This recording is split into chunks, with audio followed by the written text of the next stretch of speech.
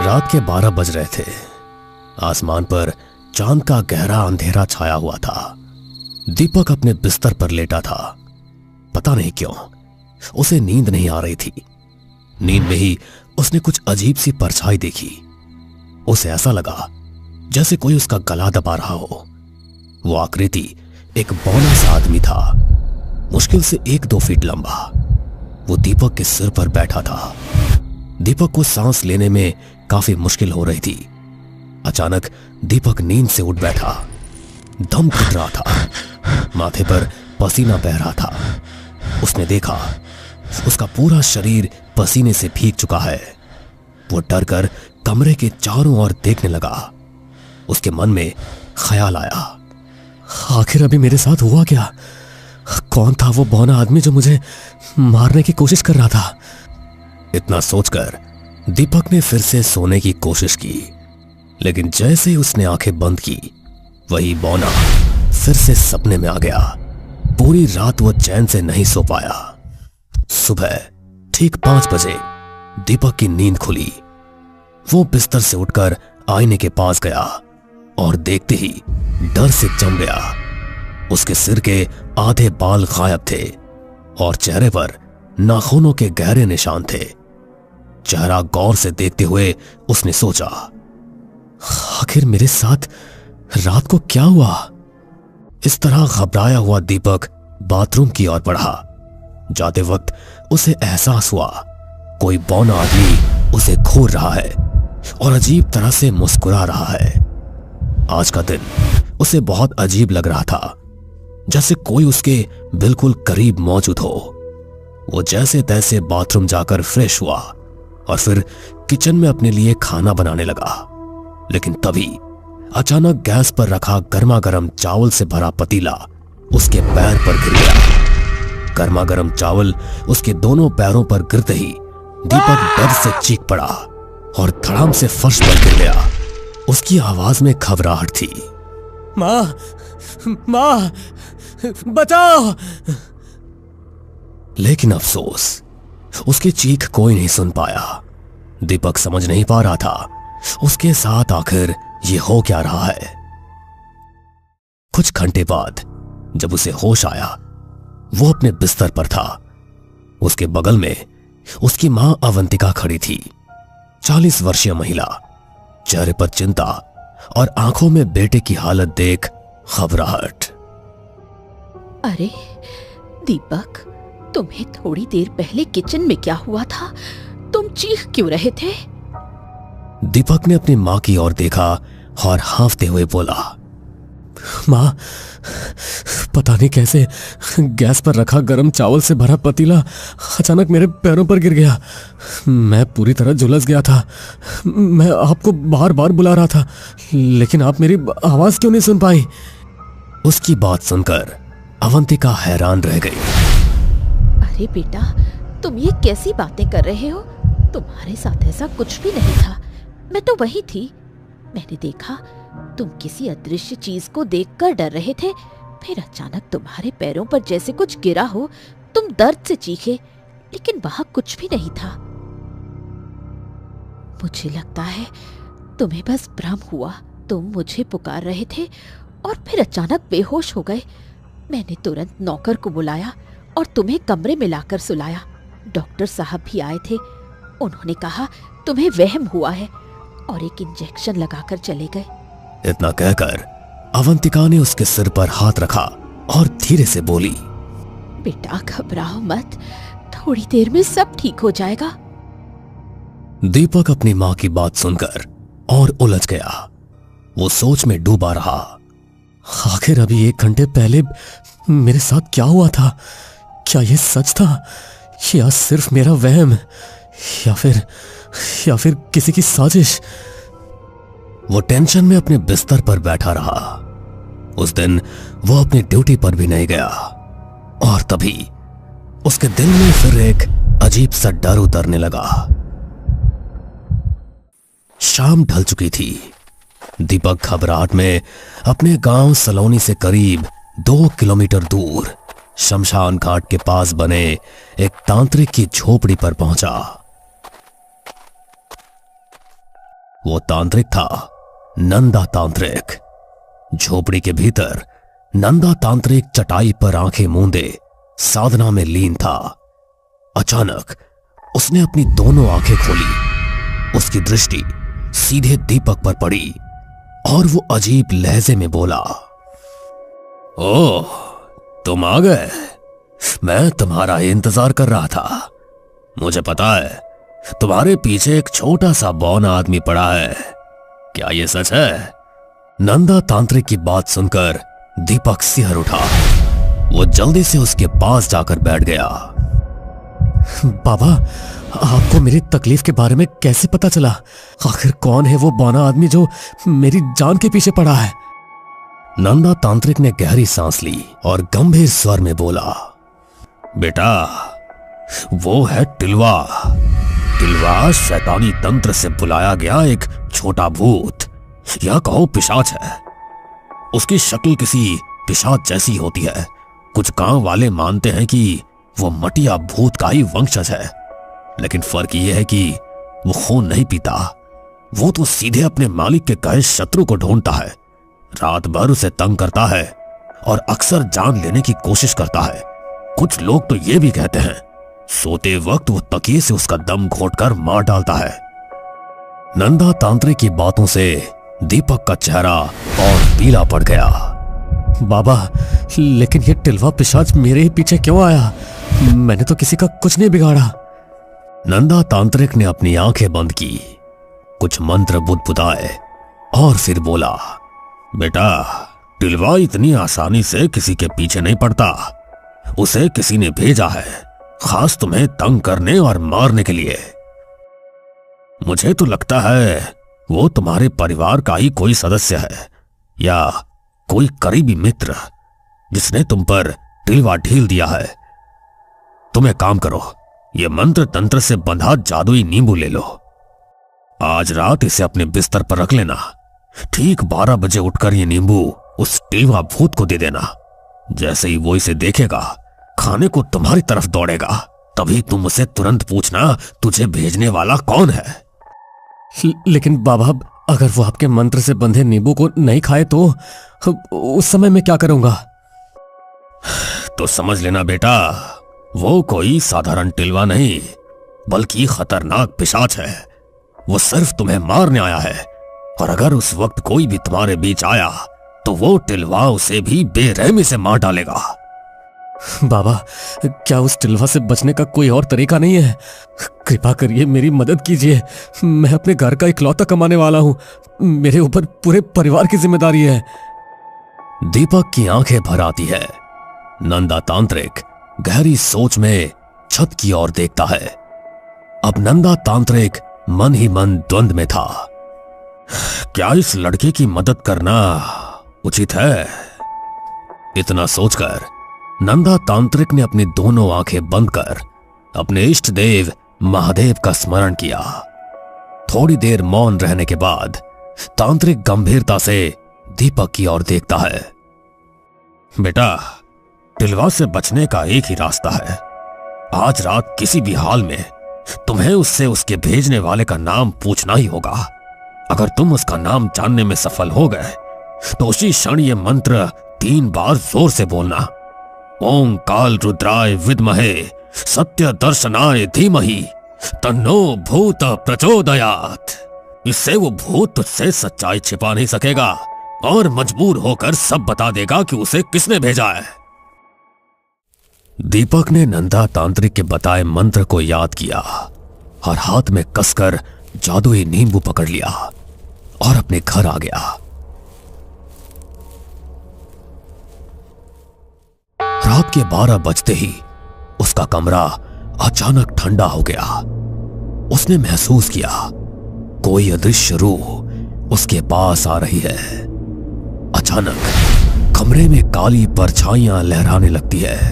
टिलवा का अजीब गुर्राना सुनाई देता है।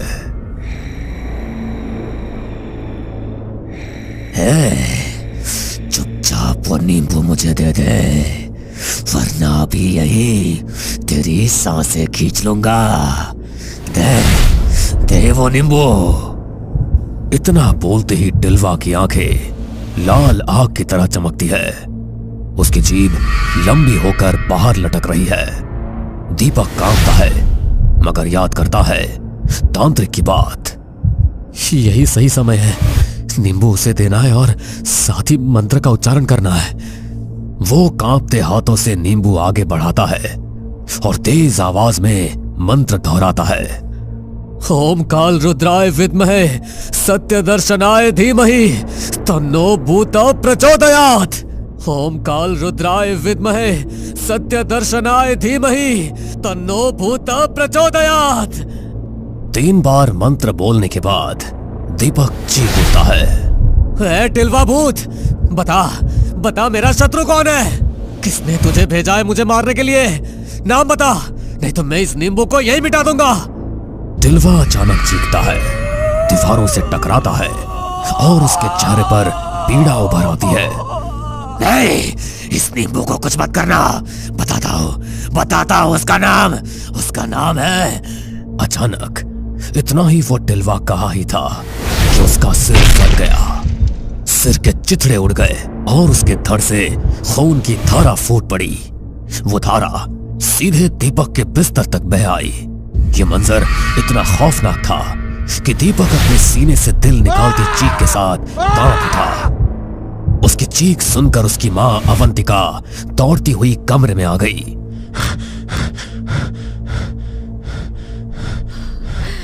अरे बेटा, ये कैसा? और ये बौना आदमी कौन है? दीपक की आंखें डर से फटी हुई थी। वो कांपते होठों से अपनी मां की ओर देखकर बोला, माँ, ये टिलवा पिशाच है, ये मुझे जान से मारने आया था।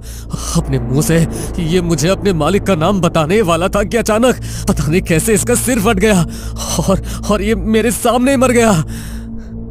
दीपक की बात सुनते ही अवंतिका का चेहरा सहम गया। उसकी आंखें फैल गई और होंठ बमुश्किल हिले। बेटा, क्या कहा तुमने? टिलवा? वो वही टिलवा पिशाच तो नहीं जो 1 या 2 फुट का होता है और किसी के सपने में जाकर अपने मालिक के शत्रु की नींद में उसका दम घोटकर मार देता है? दीपक कांपते कदमों से अपनी मां के पास आया और भराए स्वर में बोला, हाँ माँ, वही टिलवा जो अभी आप बता रही थी। बेटे की बात सुनकर अवंतिका का दिल दहल गया। उसके मन में डर और शक की लहरें उमड़ पड़ी। उसने सिर झुकाया और खुद से बुदबुदाई, हे भगवान, टिलवा मेरे बेटे के पीछे, लेकिन इसे भेजा किसने होगा? मैं कुछ समझ नहीं पा रही। इतना कहकर उसने घबराहट से दीपक की ओर देखा और कांपते हुए बोली, बेटा, हमें अभी के अभी नंदा तांत्रिक के पास जाना होगा। चलो जल्दी से अपनी बाइक गेट के बाहर निकालो। मां की घबराई आवाज सुनते ही दीपक बिना देर किए आंगन के बाहर खड़े अपनी बाइक के पास पहुंचा। उसके पीछे पीछे अवंतिका भी दौड़ी। दीपक ने थरथराते हाथों से बाइक की चाबी डाली और झटके से इंजन स्टार्ट किया। अपनी मां को पीछे बैठाया और दोनों उस खौफनाक रात को चीरते हुए नंदा तांत्रिक की ओर बढ़े। इसी बीच अचानक सड़क पर सफेद धुंध का गुबार छा गया और उस धुंध के बीच एक अजीब आकृति दिखाई दी।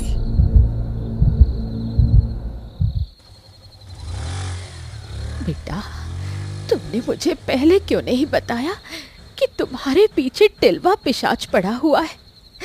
अगर तुमने पहले बता दिया होता तो मैं उसका कुछ ना कुछ निवारण ढूंढ ही लेती। अवंतिका की बात सुनकर दीपक का दिल कसूरवार सा हो गया। उसने कांपती आवाज में कहा, माँ मुझे माफ कर दीजिए, मैं नहीं जानता था कि टिलवा पिशाच इतना खतरनाक होगा। तभी दीपक ने सामने इशारा किया और बोला, वो देखिए माँ, हम आ गए नंदा तांत्रिक के घर। बाइक झटके से रुकी। दीपक और अवंतिका दोनों जल्दी जल्दी बाइक से उतरे और नंदा तांत्रिक के घर की ओर बढ़े। मगर तभी कुछ ऐसा हुआ जिसने उनकी रूहें हिला दी। नंदा के घर के ऊपर अचानक एक तेज बिजली कड़कड़ाई और उसी पल वो सीधा घर पर गिर पड़ी। बिजली का वार इतना जबरदस्त था कि नंदा तांत्रिक चीख भी न सका। उसका शरीर वहीं जलकर राख हो गया और उसी घर में नष्ट हो गया। दीपक और अवंतिका हैरान होकर वहीं जड़ हो गए। माँ चलिए जल्दी यहां से चलते हैं, मुझे लगता है वो टिलवा भूत यहां आ चुका है। दीपक की आवाज में मौत का डर साफ छलक रहा था। अवंतिका ने कांपती जुबान से कहा, हाँ बेटा चलो। इतना सुनकर दीपक झटके से बाइक की ओर भागा।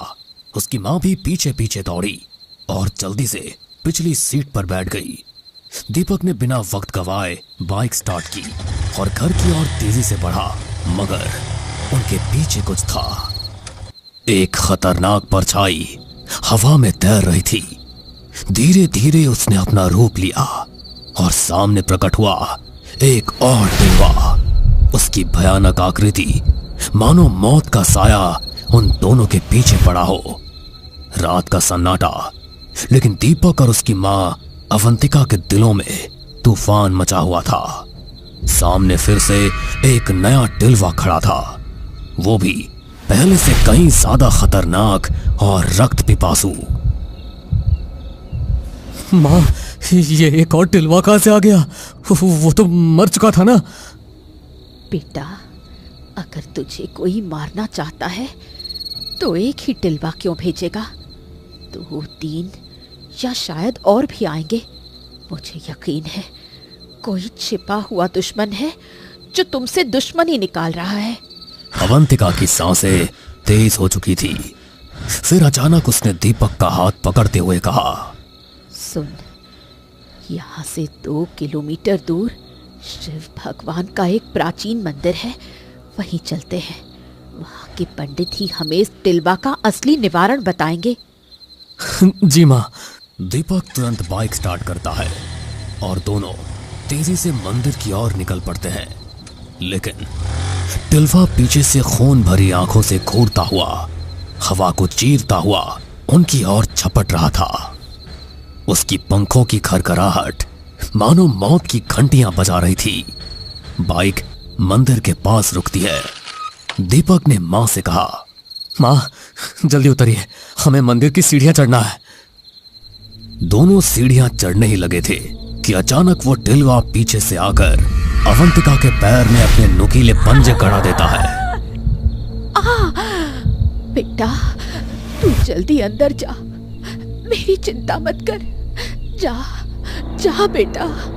नहीं माँ, नहीं माँ, मैं आपको ऐसे कैसे छोड़ दूं? मैं आपको बचा कर ही रहूंगा। नहीं बेटा, शिव भगवान मेरी रक्षा करेंगे, तू मेरी चिंता मत कर। ये टिलवा सिर्फ तुझे मारना चाहता है, मुझे नहीं। मुझे ये बस घायल करेगा, लेकिन तेरा बचना जरूरी है।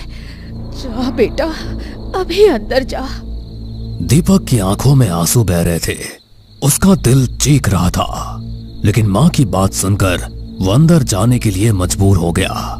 दीपक ने अपनी मां की बात मानकर जैसे ही शिव मंदिर की चौखट पार की, अचानक मंदिर की घंटियां अपने आप जोर जोर से बज उठी। चारों ओर गूंजती वो ध्वनि मानो आसमान को चीर रही थी। दीपक के दिल में अजीब सी हलचल होने लगी। वो कांपते हुए बाहर झांकता है और देखता है कि मंदिर के बाहर 4-5 टिलवा पिशाच उसकी ओर लाल आंखों से घूर रहे हैं। उनके पंखों से उठती हवा में मौत की गंध फैली हुई थी। दीपक, अगर अपनी माँ की जान बचाना चाहता है तो चुपचाप बाहर आ जा और खुद को हमारे हवाले कर दे, वरना तेरी माँ को अभी इसी वक्त 2 टुकड़ों में फाड़ डालूंगा। हम तुझे मारना नहीं चाहते, हमारे मालिक तुम्हें अपने हाथों से मारना चाहते हैं। टिलवा दीपक को इतना कहकर अवंतिका की तरफ अजीब निगाहों से देखता है। उसकी दोनों आंखें शैतानी लाल रोशनी से चमक रही थी। उसका हर शब्द मानो जहर की तरह दीपक के कानों में उतर रहा था। दीपक कांपते हुए आगे बढ़ा और अपनी मां की हालत देखकर कहा, नहीं मां, मैं आपको बचाने के लिए कुछ भी कर सकता हूं। ये सिर्फ मुझे मारना चाहते हैं, आपको नहीं। और मेरे रहते हैं मैं आपको कुछ नहीं होने दूंगा। नहीं बेटा, इनकी बातों में मत आ। ये टिलवा बहुत चालबाज है।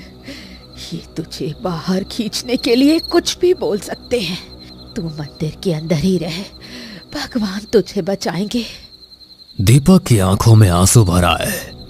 उसने अपनी मां को देखा जो टिलवा की गिरफ्त में छटपटा रही थी। तभी अवंतिका की आवाज भर आ गई, बेटा, मेरे चले जाने से इस दुनिया को कोई फर्क नहीं पड़ेगा। तुम्हारे पापा भी हमें छोड़कर जा चुके हैं। अब मेरी एक ही ख्वाहिश थी कि तुम्हारी शादी कर अपने पोते पोतियों संग जिंदगी के आखिरी दिन गुजारूं। लेकिन लगता है भगवान की यही मर्जी है। नहीं मां, मैं आपको ऐसे मरते हुए नहीं देख सकता। इतना कहते ही वो मंदिर के गर्भगृह की ओर भागा और वहां बैठे एक वृद्ध पंडित के चरणों में गिर पड़ा। पंडित जी कृपा करके मेरी मदद कीजिए। मेरी माँ को एक टिलवा ने पकड़ लिया है। वो मुझे मारने के लिए आया है और मेरी माँ के साथ कुछ भी कर सकता है। कृपया मेरी माँ को बचा लीजिए पंडित जी, मेरी माँ को बचा लीजिए। पंडित ने दीपक की बात सुनते ही अपनी आंखें बंद कर ली। उनकी सांसें गहरी हो गई। कुछ पल बाद उन्होंने भय और गंभीरता से भरपूर आवाज में कहा, बेटा, अगर टिलवा तेरे पीछे पड़ गया है तो समझ ले अब तुझे बचाना आसान नहीं है। मैं क्या, कोई भी देव शक्ति भी तुझे उसकी मृत्यु छाया से नहीं रोक सकती, क्योंकि टिलवा कोई साधारण प्राणी नहीं है। वो शैतानी तंत्र मंत्र से जन्मा हुआ बौना शैतान है। उसे मार पाना असंभव है। दीपक का चेहरा सफेद पड़ गया। उसके दिल की धड़कन जैसे थम गई हो। नहीं पंडित जी, आप कुछ ना कुछ जरूर कर सकते हैं। बताइए ना, कुछ तो उपाय होगा। मैं अपनी माँ की जान बचाने के लिए कुछ भी कर सकता हूँ। पंडित ने दीपक की आंखों में झांका और बहुत धीमे स्वर में कहा, बेटा, एक तरीका है। टिलवा को मारना तो असंभव है, लेकिन किसी दिव्य शक्ति से बांधना संभव है। अगर हम किसी खास शक्ति से कुछ समय के लिए मंत्रों के जाल में उसे बांध दें तो वो तुझे और तेरी मां के ऊपर कोई वार नहीं कर पाएगा। मंदिर के भीतर मंद दीपक जल रहे हैं। वातावरण में भय और तनाव भरा हुआ है। बेटा, इस कलश में भगवान शिव के आशीर्वाद से पड़ा गंगा जल है। तुम इसे जाकर टिलवा पर छिड़क दो, जिससे वो कुछ समय के लिए वहां से गायब हो जाएगा और तुम्हारी मां की जान बच जाएगी। लेकिन अगर टिलवा तुम्हारी मां को पकड़कर अपने मालिक के पास लेकर चला गया तो तुम्हारी मां की जान नहीं बच पाएगी। पंडित की बात सुनकर दीपक की आंखों में आंसू चमक उठते हैं। वो जल्दी से उनके हाथ पकड़े हुए गंगा जल से भरे कलश को अपने दोनों हाथों से उठाता है और तुरंत मंदिर से बाहर निकल पड़ता है। अंधेरे में कई टिलवा खड़े हैं। उनकी आंखें अंगारों जैसी चमक रही है। दीपक कांपते हाथों से कलश उठाकर भगवान शिव के आशीर्वाद से गंगा जल उनके ऊपर छिड़कने लगता है। जो ही गंगा जल टिलवा के शरीर से टकराता है, वैसे ही उनके शरीर आग की तरह जलने लगते हैं। उनकी चीखें रात की हवा को और भयावह बना देती है।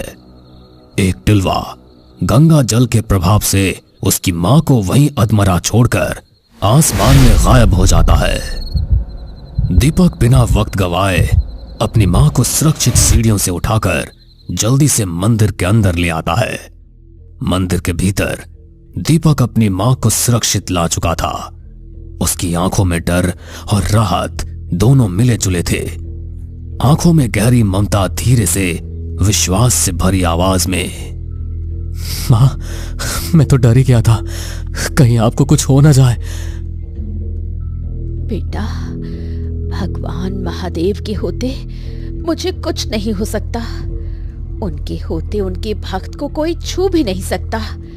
मैं जानती थी मेरे प्रभु महादेव मेरी रक्षा जरूर करेंगे। उधर पंडित हरिदास अवंतिका के पास आते हैं, आवाज गंभीर और अनुभवी, हाथ में विभूति पकड़े हुए। बेटी, ये लो भगवान शिव की विभूति, अपने पैरों और हाथों के घावों में लगा लो। उनकी कृपा से तुम्हारे घाव जल्दी ही भर जाएंगे। अवंतिका हाथ जोड़कर सिर झुकाती है। जी पंडित जी। वो विभूति लेकर अपने पैरों और हाथों पर लगे जख्मों में लगाने लगती है। इधर दीपक पंडित के पास आकर भावुक होकर धन्यवाद देता है। पंडित जी, आपका बहुत बहुत शुक्रिया। अगर आप ना होते तो आज मैं अपनी मां को खो बैठता। बेटा, महादेव के रहते उनके भक्तों को कुछ भी नहीं हो सकता। मुझे यकीन था कि तुम्हें और तुम्हारी मां को भगवान शिव कुछ नहीं होने देंगे, लेकिन पंडित की आंखों में अब एक संदेह था। बेटा, मुझे एक बात समझ नहीं आ रहा है कि तुम्हारे पीछे आखिर वो टिलवा पिशाच कैसे पड़ गया। क्या तुम जानते हो कि वो कौन है जिसने तुम्हारे पीछे टिलवा भेजा था?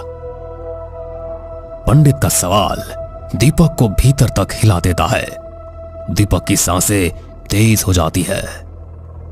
पंडित जी, मैं भी नहीं जानता कि कौन मेरे पीछे टिलवा भेजा था, लेकिन इतना जरूर कह सकता हूं कि वो जो भी है मेरा कोई मित्र या हमारा कोई रिश्तेदार ही है। क्या आप उस टिलवा को भेजने वाले का पता लगाने में मेरी मदद कर सकते हैं? पंडित हरिदास ने गहरी सांस ली। उनकी आंखों में रहस्य का अंधेरा और अनुभव की चमक दोनों दिखाई दे रही थी। बेटा, दीपक जो भी कोई टिलवा अपने शत्रु को मारने के लिए उसके पास भेजता है, वो पूरे 1 माह तक सिर्फ मांस का ही सेवन करता है। उसके सिवा वो किसी चीज को नहीं छूता।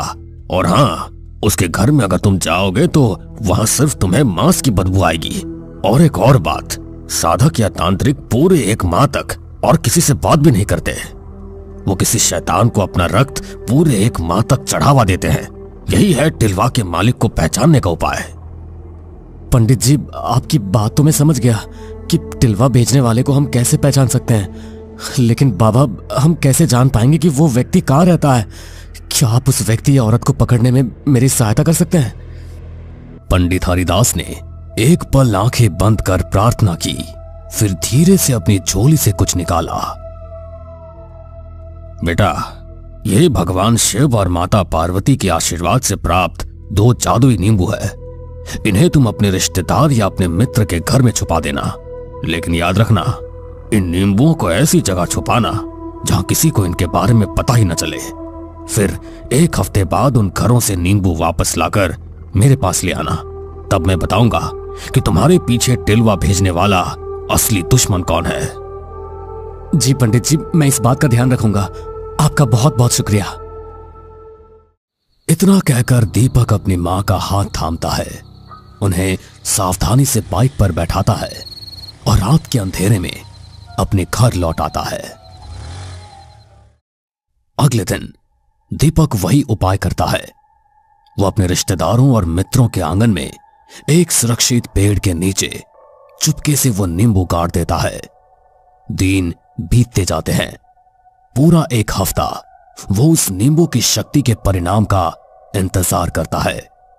1 हफ्ते बाद दीपक अपने रिश्तेदार और मित्रों के घर जाकर जादुई मंत्र बंधित दोनों नींबू निकालता है। उन्हें एक थैले में भरकर पंडित के पास ले आता है। लीजिए पंडित जी, आपके द्वारा बताए गए उपाय से मैंने उन जादुई नींबुओं को अपने मित्र और रिश्तेदार के घर आंगन में दफनाया था और 1 हफ्ते बाद मैं उन्हें निकालकर आपके पास लाया हूं। अब बताइए, वो कौन है जिसने मुझ पर टिलवा भेजा था? पंडित दीपक की बात सुनकर थैला हाथ में लेता है। वो दोनों नींबुओं को शिवलिंग के सम्मुख रखता है। क्षण भर में वातावरण बदलने लगता है। अचानक दोनों नींबुओं में हलचल होती है। पंडित का बायां हाथ थामे नींबू जस का तस रहता है, लेकिन दाएं हाथ वाला नींबू धीरे धीरे काले रंग में बदल जाता है। पंडित के चेहरे पर हैरानी और गंभीरता की छाया उतर आती है। बेटा, ये दूसरा नींबू किसका है जो अत्यंत काला हो चुका है? पंडित जी, ये दूसरा नींबू मेरी दोस्त प्रियंका के घर से आया है। प्रियंका उपाध्याय, मेरी घनिष्ठ मित्र जो कुछ समय से मुझसे बात भी नहीं कर रही, पता नहीं क्यों। बेटा, अगर ये दूसरा जादुई नींबू प्रियंका के घर से आया है तो इसका मतलब साफ है उसी ने तुम्हारे ऊपर टिलवा भेजा था। लेकिन क्यों, ये तो अब तुम ही बता सकते हो। पंडित जी, आप ये क्या कह रहे हैं? प्रियंका मुझे मारना चाहती है, लेकिन क्यों? मैंने तो उसका कुछ भी नहीं बिगाड़ा था। मंदिर की दीपशिखा टिमटिमा रही थी। पंडित हरिदास दीपक की आंखों में सीधे झांकते हुए बोले, बेटा, यही सत्य है। ये दूसरा नींबू प्रियंका के घर से ही आया है। मतलब उसी ने तुम्हारे ऊपर टिलवा पिशाच को भेजा था।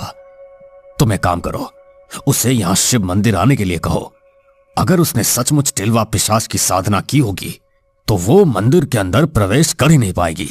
तब समझ जाना वही तुम्हें मारने की फिराक में थी। जी पंडित जी।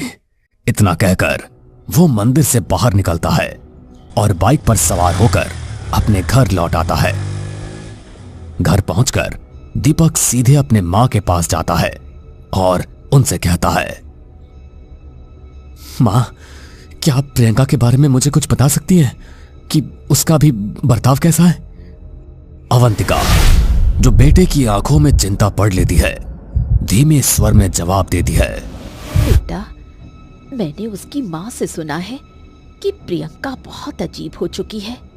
वो किसी से ढंग से बात नहीं करती। उसके मम्मी पापा बता रहे थे कि वो अपने कमरे में कुछ करती रहती है। उसके कमरे से तंत्र मंत्र की कुछ आवाजें आती हैं और सिर्फ इतना ही नहीं, वहां से मांस की बदबू भी आती है, ऐसा उनकी माँ का कहना है। क्यों बेटा, कुछ हुआ है क्या? हाँ माँ, बहुत कुछ हुआ। वो प्रियंका ही थी जिसने मुझ पर टिलवा पिशाच भेजा था। वही है जो मुझे मारना चाहती थी, लेकिन मैं समझ नहीं पा रहा कि क्यों। चलिए आप मेरे साथ उसके घर चलते हैं, वहीं जाकर पता लगाएंगे कि उसने मेरे साथ ऐसा किया ही क्यों। अवंतिका के दिल में गुस्से की लपटें धधक रही थी। मां होने के नाते वो अपने बेटे के दर्द को बर्दाश्त नहीं कर पा रही थी। दूसरी ओर दीपक का चेहरा क्रोध से तप रहा था।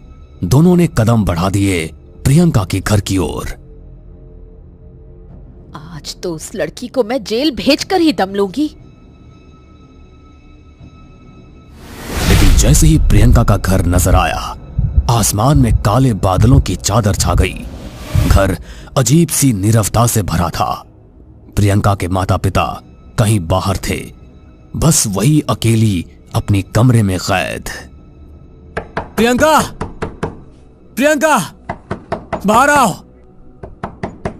दीपक गुस्से में दरवाजा धकेलता है और अंदर घुस जाता है। कमरे का दृश्य देख उसके कदम थम जाते हैं। प्रियंका का सिर उसके धड़ से अलग पड़ा था। पूरा कमरा खून से सना हुआ था। हवन कुंड में राख धधक रही थी और उसके चारों ओर काले जादू के सामान बिखरे थे। दीपक की नजर एक काले जादू सिखाने वाले किताब पर पड़ी। किताब काले रहस्यों से भरी थी। उसने पहला पन्ना खोला और पढ़ा, चेतावनी, अगर टिलवा पिशाच अपने लक्ष्य को न मार पाए तो वो गुस्से में अपने मालिक का सिर उखाड़ देता है और उसका ही रक्त पी जाता है। दीपक की आंखें फैल गई। सब समझ आ गया उसे। प्रियंका अपने ही बुलाए टिलवा की शिकार बन चुकी थी। ओह मेरे भगवान, ये क्या हुआ बेटा? प्रियंका को किसने मारा? मां, ये उसकी अपनी करनी का फल है। उसने मुझे मारने के लिए टिलवा को बुलाया था, पर विधि का विधान देखिए, उसी दानव ने उसकी जान ले ली। यदि आपको ये कहानी अच्छी लगी हो तो हमें सब्सक्राइब करें। हम जल्द ही एक और नई डरावनी कहानी लेकर आ रहे हैं। कहानी को सबसे पहले देखने के लिए हमारे नोटिफिकेशन को ऑन कर लें।